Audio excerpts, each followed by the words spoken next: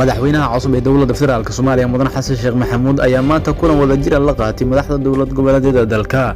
Kulanka ayaa waxaa lagu hadlay xaaladaha taagan ee dalka iyo sidii sare loogu qaadi lahaa wada shaqaynta dowladda cusub iyo maamulada dalka.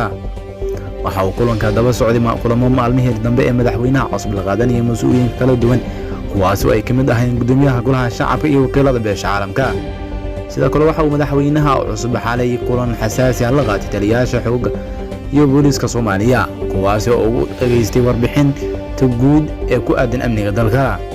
kulankaas ayaa diiradda lagu saaray qorshayaasha hortabinta leh xilligan kala guurka. madaxweynaha ayaa sheegay in dowladdiisu ay muhiimadda koowaad tahay amniga dalka, isaga oo taliyayaasha ku booriyay dardargelinta howlaha amni ee bulshada u hayaan. si kastaba guusha madaxweynaha cusub ayaa ahayd mid si aad looga falceliyay iyadoo dowladaha taageera Soomaaliya ay bogaadiyeen qaabkii ay u dhacday doorashadii ku soo baxay.